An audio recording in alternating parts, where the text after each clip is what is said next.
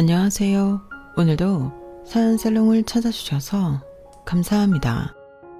저는 결혼 2년차 30대 후반의 여성입니다. 여자들이 제일 연애에 관심이 많은 20대 시절, 저도 몇몇 남성분들과 만남을 가지긴 했지만 매번 1년을 못 넘기고 헤어졌어요. 제 인생에서 가장 바쁘게 살았을 때라 그때라 연애도 연애지만 일이 더 중요했거든요. 28에서 32까지는 귀에 딱지가 않도록 얼른 결혼하라는 소리를 들었지만 36쯤 되니 주변에서도 슬슬 결혼 이야기를 꺼내지 않더라고요. 그때쯤 되어서야 일적으로도 여유가 생겨 그제서 사람을 만나고 싶은 마음이 들었지만 스스로 생각해도 누굴 만나기엔 늦은 나이라는 생각이 들더군요. 그러던 어느 날 문득 회사 후배가 그러더라고요. 선배님, 혹시 연하 만나볼 생각 없으세요? 연하? 얼마나 어린데? 막 그렇게 어린 건 아니고요. 이제 막 30 됐어요. 얼마 전에 오랜만에 알고 지내던 동생 만났는데 회사 얘기하다가 선배님 얘기가 나와가지고 걔가 듣더니 엄청 소개시켜달라고 해서요. 사진도 아니고 얘기만 듣고 소개시켜달라고 했어? 뭐라고 했길래? 그게... 순간 후배가 멈칫했어요. 너무 부담스러운 질문인가 싶었죠. 얘기하기 좀 그러면 됐어. 좋게 이야기해줬으니까 소개받고 싶어 하겠지. 네, 그럼요. 엄청 좋게 얘기했어요. 근데 얘기만 들었는데도 자기랑 잘 맞을 것 같았나 봐요. 한번 만나보실래요? 내 나이도 알아? 네. 근데 그런 건 걱정 마세요. 얘는 옛날부터 연상만 만나거든요. 부담 갖지 말고 식사 자리 마련해 볼 테니까 한번 만나만 보세요. 나중에 사진을 받아보니 꽤나 여자들에게 인기 있을 것 같은 훤칠한 인상에 깔끔한 차림새에 마음이 흔들리더라고요. 그 나이쯤엔 괜찮은 사람들은 다 여자들이 체가고 없어서 소개시켜줄 사람도 없다는 게 일반적으로 듣던 말이라 오랜만에 소개가 들어온 것도 신기한데 생각보다 괜찮은 사람이라 더 관심이 가더라고요. 유일하게 마음에 걸리는 건 6살이라는 나이 차였는데 당사자가 괜찮다고 했다니 그냥 눈 한 번 딱 감고 만나보자는 생각이 들었어요. 그렇게 나간 저녁자리에서 남편과 저는 거의 보자마자 서로에게 꽂혔다고 해도 과언이 아닐 정도로 좋은 시간을 보냈어요. 밝은 성격에 적당히 유머러스하고 매너까지 갖춘 사람에게 안 끌릴 사람이 있었을까요? 두 번째 만남부터 남편은 제게 만나보자고 했고 거절할 이유가 없었어요. 그렇게 연애도 초고속으로 시작한 만큼 결혼 역시 초고속으로 진행됐어요. 연애를 시작한 지 6개월 만에 프로포즈를 받았고 마음 한구석에 벌써 프로포즈는 너무 빠르다는 생각은 했지만 거절할 생각이 안 들었죠. 연애하는 반년 동안 남편은 정말 어떻게 이런 사람을 이제야 만났을까 싶을 정도로 저를 행복하게 해줬거든요. 제 나이도 있다 보니 더 나이 들기 전에 얼른 좋아하는 사람과 가정을 꾸리고 싶다는 생각도 있었고 더 시간 끌어봤자 이보다 더 좋은 사람을 다시 만날 수 없을 것 같다는 조급한 마음도 한몫했던 것 같아요. 그건 친정에서도 마찬가지였어요. 원래라면 조금 더 신중하게 결정하라고 하셨을 부모님께서도 제가 결혼 얘기를 꺼내니 그저 박수치며 환영하시더라고요. 아유, 우리 딸이 드디어 마음 잡고 시집을 가는구나. 이 아빠는 정말 너무 기쁘다. 그래, 내가 그동안 뿌리고 다닌 축의금 드디어 거둘 수 있겠네. 엄마는 그거 못 걷고 죽는 줄 알고 상심이 엄청 컸어. 엄마도 참 이번에 그냥 싹 불러서 걷어버려요. 드디어 나도 시집간다. 딸 간다고 그리워나 마세요. 그렇게 친정에서는 거의 축제에 가까운 분위기로 다들 기뻐했지만 반면 시댁이 될 집은 어떨지 걱정이 들기도 하더군요. 이제 결혼 정년기가 막 시작되는 나이였던 남편이 아이도 갖기 힘든 나이, 많은 여자와 결혼한다고 하면 예비시댁에서는 정말 싫어하실 수도 있겠다 싶었거든요. 남편이 잘 사는 가정 환경에서 자란 것은 아니었지만 착실히 공부해서 그래도 어디 하나 꿀릴 데 없이 회사에 안정적으로 자리를 잡고 있었거든요. 꼭 제가 아니어도 남편을 좋다고 할 만한 여자들은 많을 거란 생각이 들었어요.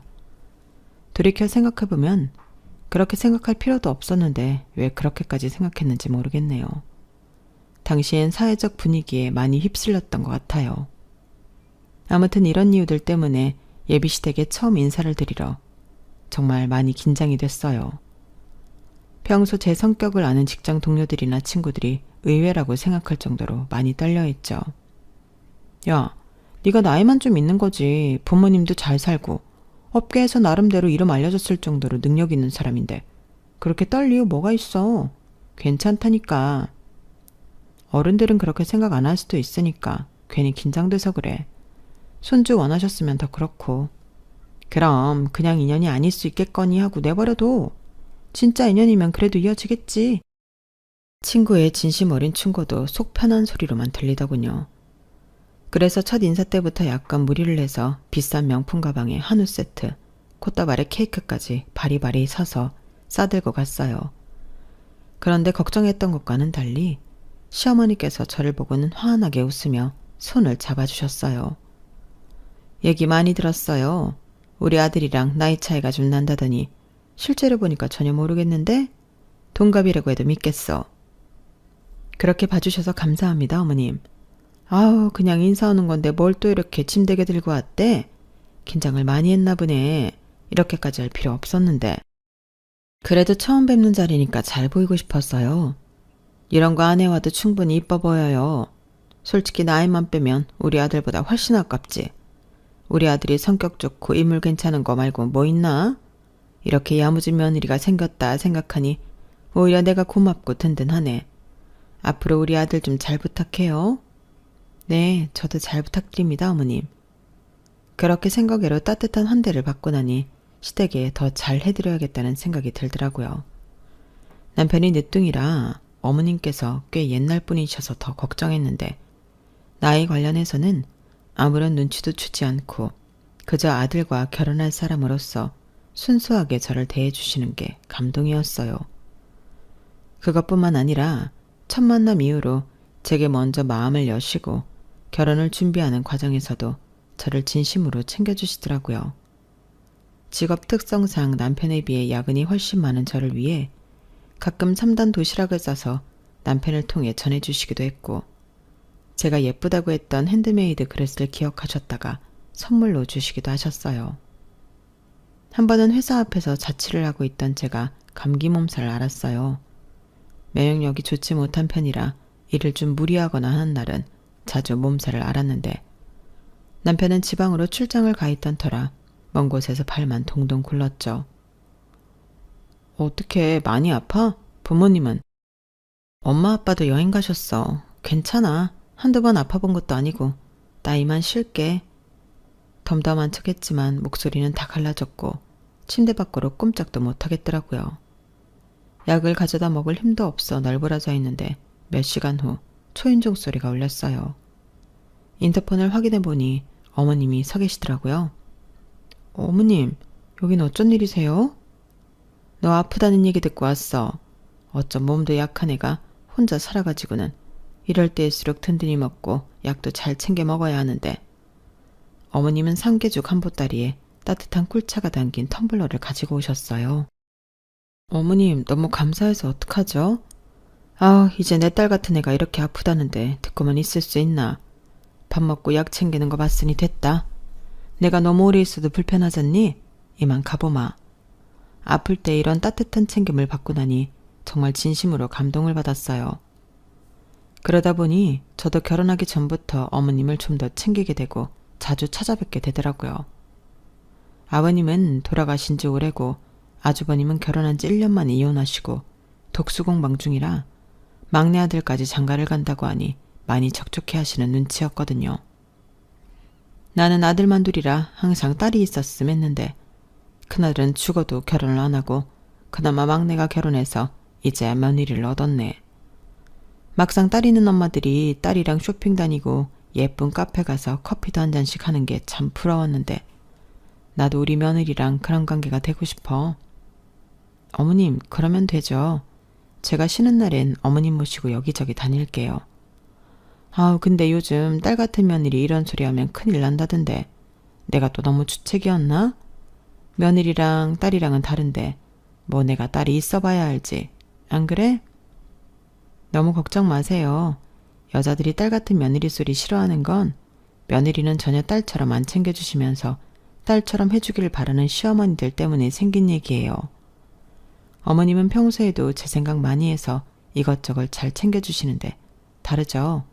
저도 받은 만큼 늘 해드리고 싶고요. 그렇게 이야기해주니 참 고맙네. 지금이야 나도 애들 다 키우고 좀 시간 여유가 생겼지만 젊었을 때는 남편이 일찍 죽고 아들 둘 키운다고 참 전쟁이었거든. 아무것도 할 줄 모르던 여자애가 길바닥에 앉아 무턱대고 장사부터 시작했어. 그래서 안 겪어도 될 고생하며 살았다.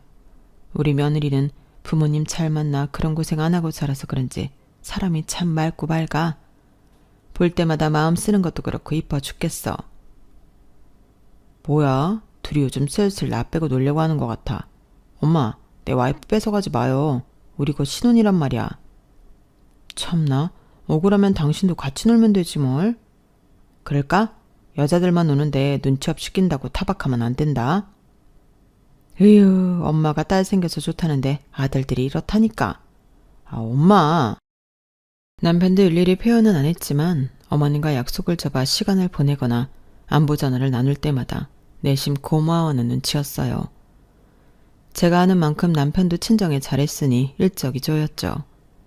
서로 집안에 잘하니 결혼 생활이 그렇게 순탄할 수가 없었어요. 그런데 뭔가 이상하다는 걸 눈치챈 건 결혼 준비가 막바지에 다다랐었을 쯤이었어요. 시댁에서는 저희 결혼에 투자해줄 형편이 되지 않았기에 친정 부모님께서 조심스럽게 말씀을 꺼내시더라고요. 너희 신혼집은 엄마 아빠가 해줄까 해. 네 회사에서 가까운 곳에 괜찮은 집이 있어서 보고 왔는데 그런 곳에서 신혼을 시작하면 참 좋겠다는 생각이 들더라. 너랑 박서방도 보고 괜찮으면 거길 계약하면 괜찮을 것 같은데 어떠니? 저희야 너무 좋죠. 죄송해서 그렇지. 우리 딸 새 출발하겠다는데 엄마 아빠가 뭔들 못해주겠어. 이러려고 엄마 아빠 젊은 시절에 열심히 일한 거야. 보고 와서 마음에 들면 말해줘. 신혼 선물로 해줄 테니까. 남편에게 이 소식을 알리니 너무 감사해 하더군요. 집을 보고 온 날에는 거의 눈물까지 글썽이며 좋아했어요. 부모님께서 알아보신 집은 회사 근처에 방이 4개인 40평짜리 새 아파트였어요. 패션 관련 회사에 다니고 있던 터라 서울 중에서도 가장 번화한 지역이었어요. 신혼을 시작하기에는 호화로운 동네 아파트였어요. 척 봐도 집값이 어마어마해 보였죠. 이게 우리 집이라니 믿기지가 않는다. 엄마가 엄청 궁금해하셨는데 맞다. 어머님께도 전화 한번 드려야겠다. 남편은 바로 어머님께 전화해서는 신혼집 자랑을 늘어놓더군요. 그때야 어머님도 궁금해하실 수 있고 그럴 수 있다고 생각했어요. 그런데 며칠째 어머님께서 직접 전화가 오더라고요. 집 이야기 들었다. 사돈어른께 너무 감사해서 어쩌지? 엄청 좋다며. 그런데 방이 4개나 된다던데?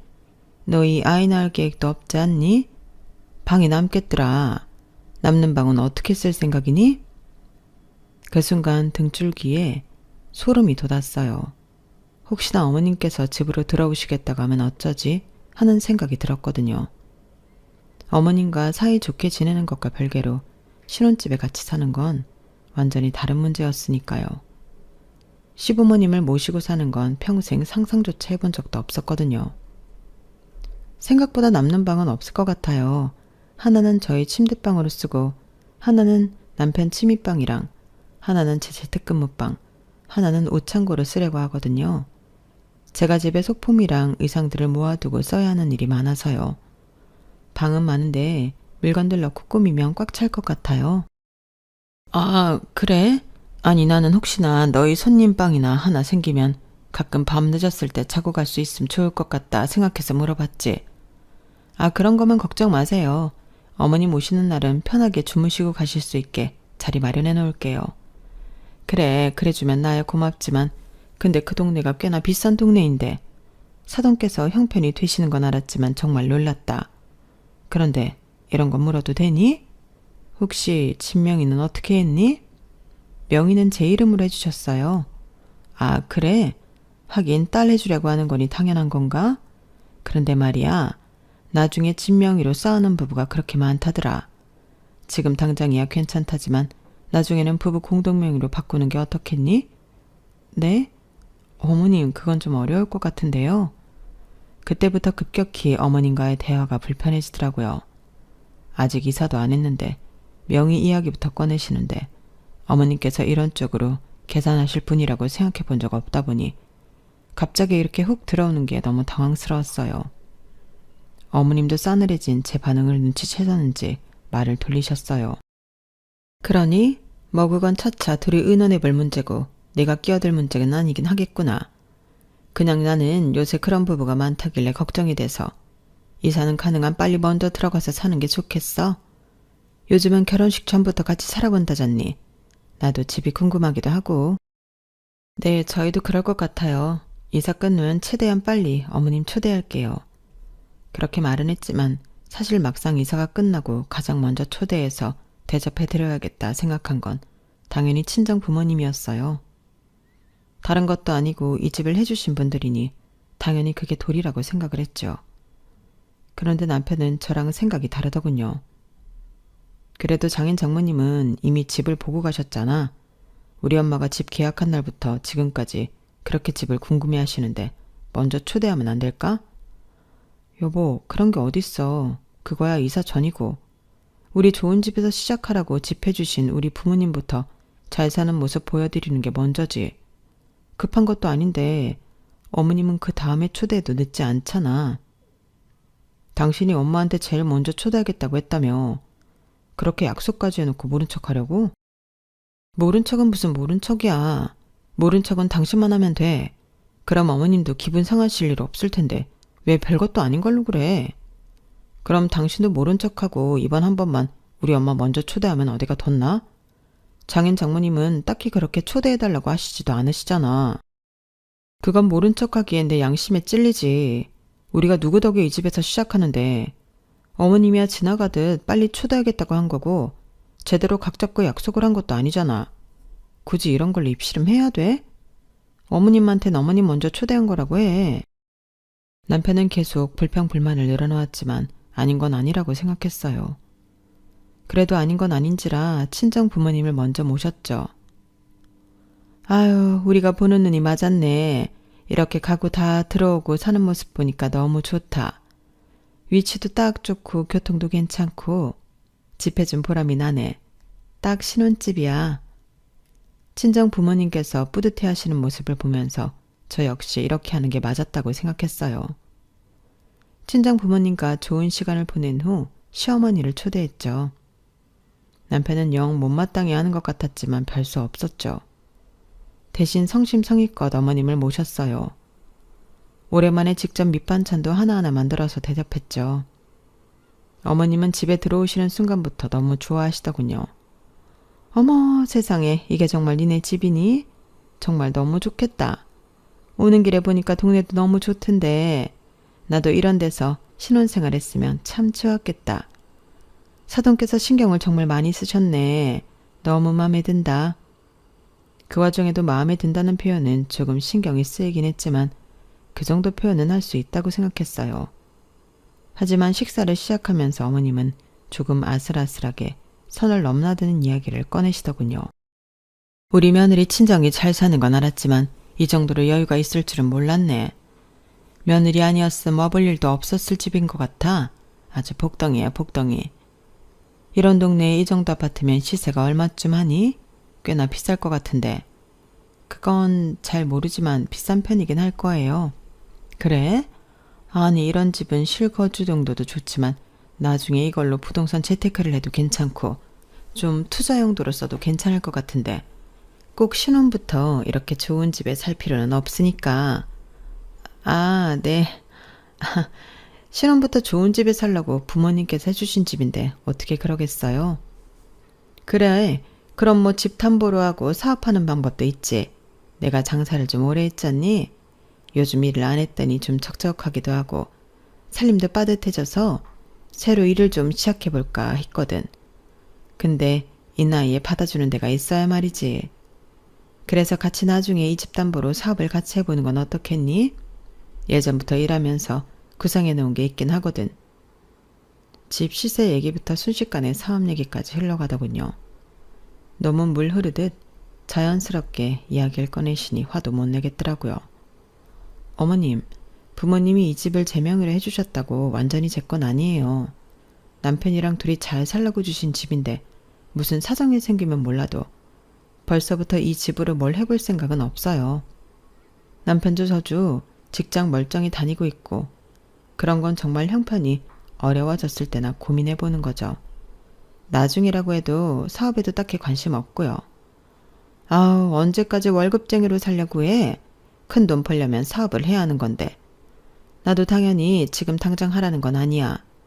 그냥 이렇게 큰 자산이 생겼는데 단순히 여기서 만족할 게 아니라 더 멀리 미래를 보라는 거지. 내 얘기를 너무 오해는 안 했으면 좋겠구나. 네, 오해는 안 할게요, 어머님.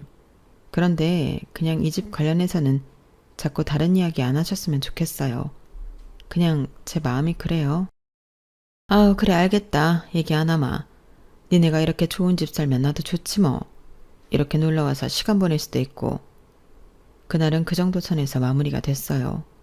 기분이 좋진 않았지만 그냥 저희가 잘 살았으면 하는 노파심에 그런 말씀을 하신 걸 수 있겠다 생각하고 넘어갔죠. 그 후로는 워낙 회사 일이 바빠 어머님을 따로 시간 내서 만나 뵙지 못했어요.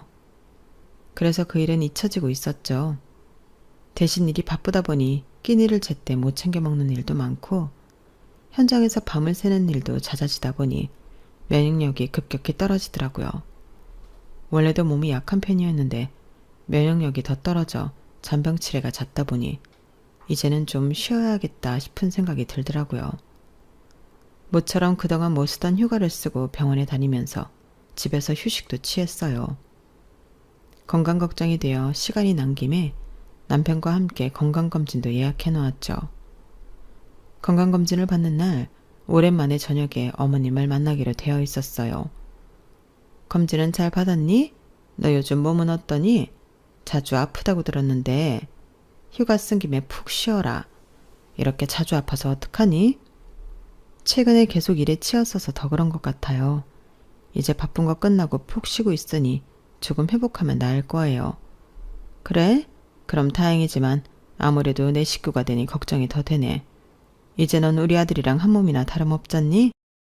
그렇죠. 건강관리 잘할게요. 너무 걱정하지 마세요, 어머님. 그래. 근데 이건 혹시나 해서 묻는 건데 너희들 보험은 알아서 잘 틀어놨지? 아들 앞으로도 하나 틀어놓는 게 나을 것 같아서. 네? 보험이요? 어머님, 혹시 제가 자주 아파서 어떻게 될까봐 걱정되세요? 아니, 무슨 말을 그렇게 해. 아직 젊은 애가 잔병치레 좀 있다고 뭘 그렇게 되기까지 하겠어? 그냥 난 나중을 위해서 니네 부부 서로를 위해서 그렇게 하라는 뜻이었지. 네, 제가 또 오해한 거죠? 그렇다니까. 아우, 내가 노파심이 하는 말이 참 이게 이상하게 연결이 되네. 내가 실수했다. 그래, 아픈 애한테 갑자기 보험 얘기를 하다니 이상하게 보일 수는 있겠네. 내가 미안하다. 아니에요, 어머님. 제가 예민했나 봐요. 최근 계속 아팠던 사람에게 무턱대고 보험 이야기를 꺼내는 걸 보며 제가 그동안 느끼던 쎄함이 그동안 애써 외면해왔던 현실일 수도 있겠다는 생각이 들었어요. 아파서 예민하게 느끼나 싶어도 주변 사람들에게 털어놓으니 역시 다들 이상하게 생각하더라고요. 니네 시어머님 뭔가 너희 부모님이 해준 집 엄청 탐내는 것 같은데 무슨 아픈 사람한테 보험 소리까지 해. 무섭다, 무서워. 애초에 결혼 전부터 너한테 그렇게 지극정성이었던 것도 니네 집안 환경 보고 그런 거 아냐. 그런 사람은 무슨 짓을 할지도 모르니까 조심해. 나도 어머님 좋게만 봤는데 이제 점점 불편해지네. 대놓고 그러는 것도 아니고 은근하게 흘리시니까 뭐라고 따지기도 애매하고. 남편은 어떤데? 남편은 중간에서 역할 잘하고 있어? 남편도 솔직히 잘 모르겠어. 어떻게든 어머님 챙기려고 하니까 별로 내 편이란 생각은 안 들어. 잘 지켜봐봐. 남편이 중간 역할 잘하면 다행이고 아니면 결판을 내야지. 남편은 어떻게 생각하는지 대화를 좀 해봐. 친구의 이야기를 듣고 생각이 많아지더군요. 그러고 보면 남편은 이런 순간마다 대놓고 나서지는 못해도 은근하게 어머님 의견에 동조하는 듯한 태도를 보였거든요. 그래서 슬쩍 어머님 얘기를 꺼냈어요. 여보, 우리 엄마 원래 그래. 그냥 늘 걱정이 많고 매사에 노심초사하셔. 항상 최악의 상황을 염두에 두고 이야기하시는 분이니까. 그런 거에 일일이 마음 쓰지 마. 우리 엄마가 설마 이 집 뺏으려고 그랬겠어? 그냥 내가 여기 사는 것만으로도 엄청 만족하시는 분이야. 왜 그렇게 나쁘게만 생각해? 우리 엄마가 결혼 전부터 당신한테 지극정성으로 대한 건 벌써 다 잊어버린 거야? 그렇긴 한데 이 집에 이사 오기 전엔 안 그랬는데 이사 온 후부터 계속 만나기만 하면 이 집이나 재산 관련된 이야기만 꺼내시는 것 같아서. 보험 이야기를 꺼낼 이유가 뭐야? 그것도 재산 때문이잖아. 미리미리 드러나서 나쁠 것도 없지 뭘 그래. 엄마가 틀린 말 한 것도 아니고. 이번 일은 당신이 몸이 안 좋으니 괜히 예민하게 반응한 거야. 엄마가 그런 기미가 있다 싶으면 내가 먼저 나서서 막을 거야. 우리 엄마는 내가 더 잘 아니까. 그런 걱정하지 말고 푹 쉬어. 솔직히 나도 좀 실망스러운데 우리 엄마를 그렇게밖에 못 봤다니. 사업 얘기는 엄마가 그냥 혼자 들떠서 한 거고 명의 얘기니 보험이니 하는 건 그냥 우리 걱정해서 한 거야. 신경 쓰지 마. 하지만 남편이 계속 별거 아니라는 식으로 이야기하니 저도 그 말이 믿고 싶어지더군요. 그러던 어느 날이었어요. 저희 부부가 키우는 고양이가 있어서 회사에서 일을 하던 도중 문득 팩캠으로 고양이들이 잘 지내나 보려는데 아무도 없을 시간에 집에 누가 들어와 있더군요. 어머, 누구야? 너무 깜짝 놀라서 소리를 지를 뻔했어요. 웬 중년의 여자가 부엌에서 혼자 왔다 갔다 하더라고요. 자세히 보니 시어머니더라고요. 어머님은 부엌에서 한참 뭔가 뒤적이더니 안방 쪽으로 가서는 한참을 안 나오셨어요. 너무 소름 끼쳐서 당장 남편에게 전화했죠. 여보, 어머님 뭐야? 우리 집에 계셔. 당신이 비밀번호 알려줬어? 내가 회사에 놓고 온 게 있어서 엄마한테 좀 가져다 달라고 부탁을 했어. 그래서 그런 거니까 오해하지 마. 아니, 그런 걸 나한테 이야기도 안 하면 어떡해. 애들 잘 있나 보려다가 도둑 든 줄 알고 깜짝 놀랐잖아. 미안. 정신이 없어서 깜빡했어. 우리 엄마인데 뭘 그렇게 놀라고 그래. 내가 엄마한테 연락해볼게. 진정해. 전화를 끊고 나서도 심장이 두근두근 하더라고요. 팩캠으로 확인해보니 어머님이 전화를 받는 것 같더니 후다닥 안방에서 나와서 밖으로 나가시더라고요. 너무 찜찜해서 그날은 일부러 일찍 회사를 나왔어요. 퇴근하자마자 안방에 가서 뭐가 달라졌나 꼼꼼히 살폈죠.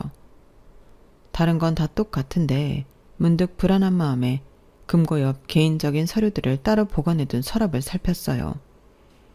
등기부 등본에 집 계약서 등을 보관해둔 서랍이었죠. 확실히 그곳에 서류들을 뒤져본 흔적이 남았더라고요. 이걸 뒤져서 뭘 하려고 한 건지 모르겠지만 기분이 너무 나빴어요. 남편이 뭔가 알고 있다면 솔직히 말해주길 바랬지만 남편은 끝까지 모른 척 잡아떼더군요. 당신이 가져다 달라 했던 게 뭔데? 그럼 어머님이 나갈 때 뭔가 들고 나가셨어야 했는데 빈손이시던데? 찾다가 못 찾고 내 전화 받고 놀라서 그냥 나오셨대. 됐어. 그렇게 급한 것도 아니었는데 엄마가 굳이 찾아봐 주겠다고 하셔 그러라 한 거야. 그니까 그게 뭐냐고. 말하면 당신이 알아? 왜 그렇게 꼬치꼬치 캐묻고 그래? 사람 불편하게. 남편의 그런 모습을 보면서 의심은 한층 커져만 같고 이렇게 믿음이 없는 상태에서는 도저히 같이 못 살겠다는 생각까지 들더라고요. 친한 친구에게 털어놓으니 친구가 방법을 생각해줬어요. 그럼 한번 시험을 해봐. 원래 사람이 약해졌을 때 상대방의 진심이 드러나는 편이거든. 의사생활 오래 하면서 그런 경우 엄청 많이 봤어. 그래? 그럼 어떻게 해야 돼? 너 건강 얘기가 나왔었으니까 건강검진 결과에서 결과가 엄청 안 좋게 나왔다고 해봐.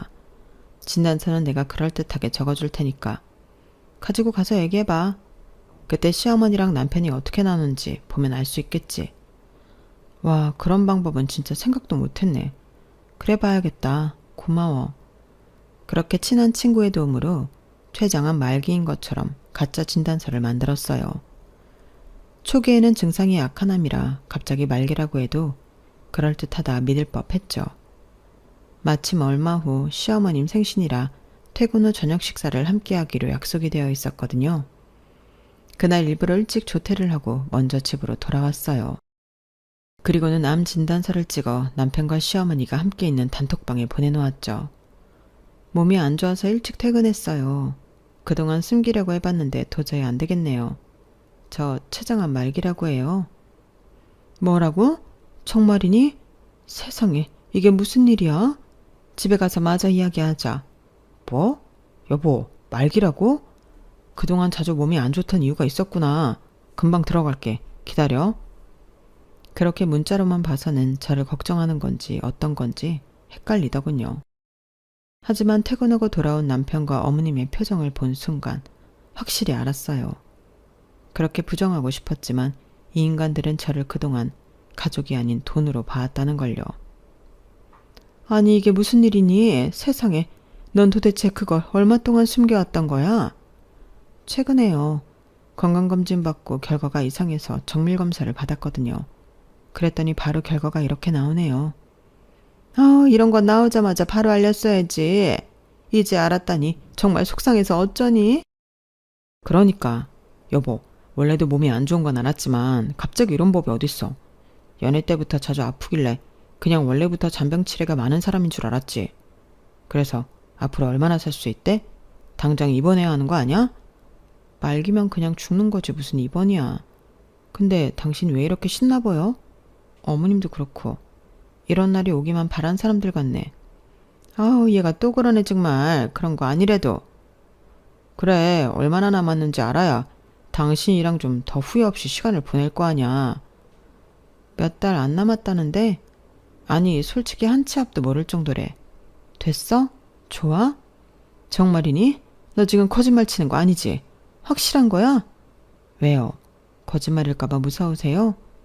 그렇게 쏘아 물으니 갑자기 집안에 정적이 흘렀어요. 어머님과 남편이 눈을 마주치더니 갑자기 깔깔대며 웃기 시작하더라고요. 아, 이게 친구가 말했던 본성을 드러내는 모습이구나 싶어서 등줄기에 소름이 돋더군요. 얘가 그래도 나이를 허스러 먹진 않았나 보네. 뭐 거짓말 아니면 됐다. 내가 너 이럴 줄 알고 보험도 물어보고 한 거잖니. 애가 몸이 허약한 게 그리 오래 못 살 줄 알았다니까. 봐, 엄마 말이 맞지? 그러네, 이게 진짜 되네.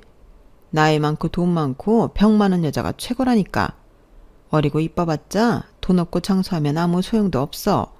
엄마가 다 알아보고 네 짝을 골라준 거야. 그러게, 이 집이 내 거가 된다는데 그깟 나이 차이 정도야. 근데 이렇게 빨리 될 줄은 몰랐는데 신기하다. 그러게 말이다. 하늘이 도왔다. 마침 오늘 또 내 생일이잖니? 정말 최고의 생일 선물이네. 우리 아들 며느리 죽으면 이 집이 이제 우리 거야? 그치, 엄마 그냥 바로 들어와서 살아요. 솔직히 처음부터 엄마 들어와서 살라 했으면 좀 안쓰러운 마음이라도 들었을 텐데. 엄마한테 그렇게 냉정하게 구는 거 보고 나도 마지막 동정심까지 싹 사라지더라. 의심은 또 얼마나 많든지 속이느라 내가 애 좀 썼다니까. 남편이 웃으며 그렇게 말하는데 황당함과 배신감에 치가 떨려 저도 모르게 남편 머리채를 확 잡아버렸어요. 악소리를 내며 남편 고개가 확 꺾였고 그 눈 앞으로 진짜 건강검진 결과를 보여줬죠. 어떡하지? 그동안 그렇게 애썼는데도 내가 안 속아서? 뭐라고? 그건 또 무슨 말이야? 이건 또 뭐야? 미안하지만 내가 아주 건강하다네. 내가 설마 했는데 어머님이야 그렇다 쳐도 당신까지 이 지경인 줄 몰랐네. 나도 시간 낭비 너무 많이 한 것 같아서 짜증이 나는데 어떡하지? 빨리 알아서 다행이긴 하지만 나랑 곱게 이혼해줘야겠네. 뭐라고? 여보, 안 아픈 거였어? 그럼 나야 너무 좋지. 나는 또 당신이 아픈 줄 알고. 이건 또 뭐 말도 안 되는 개소리야. 너 그렇게 좋아하는 니네 엄마 집 가서 둘이 살아. 엄마 말대로 결혼해서 여자 등쳐먹고 살 거면 결혼을 왜 하니? 너 같은 인간 믿어보겠다고 했던 내가 바보다 바보. 아니 이게 무슨 소리야? 안 아프다고? 오늘만 해도 아파서 조퇴했다면서. 죄송하지만 어머님이 원하시는 만큼 아픈 건 아니라네요. 이미 본성 다 들켜버렸는데 제가 어머님 모시고 살 이유가 없겠죠. 그동안 저희 집 재산 등쳐보겠다고 저한테 지극정성 보이느라 고생 많으셨습니다. 그렇게 두 사람을 집에서 내쫓아버리고 이혼 절차를 밟았어요.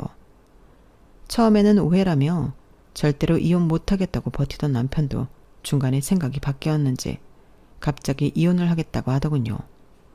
무슨 꿍꿍인가 했는데 이혼하면 재산 분할하고 위자료를 챙길 수 있을 거라는 생각을 한 것 같았어요. 남편과 시어머니는 이혼 소송으로 가서 어떻게든 제 재산을 뜯어내려 했지만 가짜 암 진단서를 공개했을 때 두 사람의 반응을 녹화하고 녹음해둔 게 있었기 때문에 두 사람의 계획은 수포로 돌아갔죠. 시간은 꽤 오래 걸렸지만 결국 결정적인 재산은 한 푼도 안 뺏기고 깔끔하게 이혼할 수 있었어요. 아, 너 잘 살라고 해준 집이었는데 그 집 때문에 이렇게 될 줄은 몰랐네. 우리가 괜히 미안하구나. 엄마 아빠가 미안할 게 뭐 있어요. 오히려 제가 사람 보는 눈 없어 저런 놈을 사이라고 잠시나마 데려왔던 게 죄송한걸요. 그리고 이 집이 아니었으면 저 집안 식구들 본성도 너무 늦게 알았을 거예요.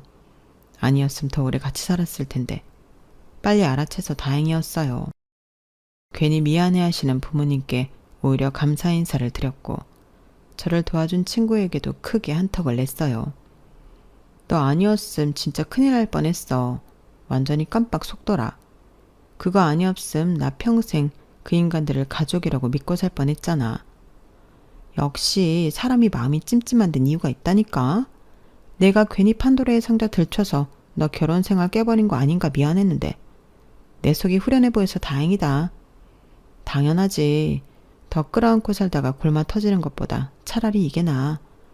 뭐 잠깐 누군가랑 가정 꾸려서 사는 행복한 꿈을 꿨다고 생각하려고. 어차피 그동안 남자 없이도 잘 살았었으니까.